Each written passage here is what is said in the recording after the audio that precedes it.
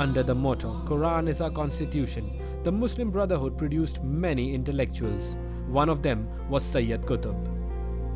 It is difficult to find Qutb's writings such as Milestones today, in which he fiercely condemns socialism, nationalism and liberal democracy, calling them evil and corrupt, and advocates jihad against them. Many subscribe to Qutb's views. Dwelling in every corner of the world, some derived a message of peace from his writings, and others had a drastically different interpretation, including Osama bin Laden. Osama's right-hand man, Dr. Ayman al-Zawahiri, also started his journey towards jihad from the Muslim Brotherhood. إن كلاب أفغانستان لم تشبع بعد من لحوم الأمريكان وأتحداك لو كنت رجلا أن ترسل الجيش الأمريكي كله لباكستان ولمناطق القبائل لينتهي بعون الله لجهنم.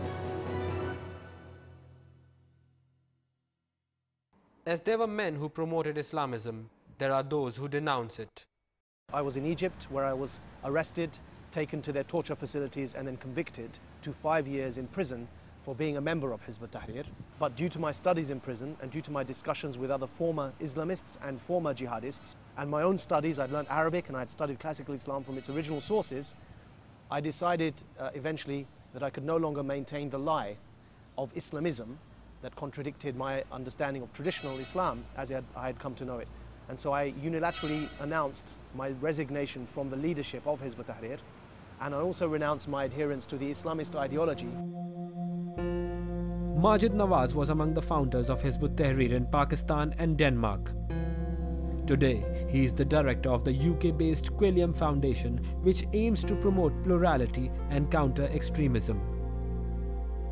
Many of Quilliam's projects are funded by the British government and even the United Nations. And this is why his critics say that he is supporting the Western agenda.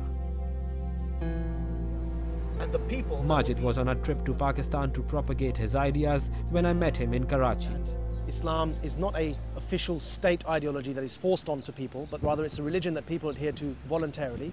I'm saying that historically, this has always been the case for Muslims, that we never had a clergy, and Islam was not forced onto people. Even Imam Malik himself, the founder of the Maliki school, was asked to take the Maliki school of thought and make it the state religion. He refused. And I'm saying that, of course, it's entirely a modern phenomenon. These calls for taking the power of a state to force religion onto people, its origins are in Christianity, where they did have a clergy and where they did want to force one religion over society. Founded in Jerusalem in 1953, Hizb-ul-Tehrir is a popular Islamist organization. Its constitution lays down specific rules and regulations to create a caliphate with Sharia as its supreme law, an economy based on the gold standard, public ownership of utilities and energy resources, and Arabic as the state language. The organization became quite popular in those days, and it even gained a lot of ground in many countries of the world where they established their branches. According to its manifesto, it is a purely political organization with political aims and objectives. But today, it is termed as a radical militant organization which is banned in many countries, including Pakistan. Today, they gather here for a small protest. Let's see what happens. May 2009, Karachi. Despite restrictions on the organization, Hizb-ul-Tehrir has called upon the people of Karachi for a rally against US attacks in Pakistan's northern areas. The city police are present at the venue to stop them. The tension between the protesters and police might turn the civil assembly into a violent riot. A few supporters gather and start chanting slogans.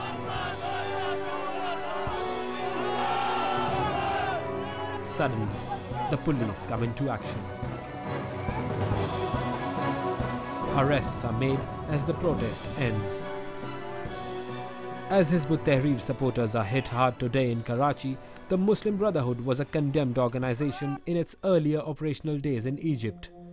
Back then, even talking about political Islam was dangerous.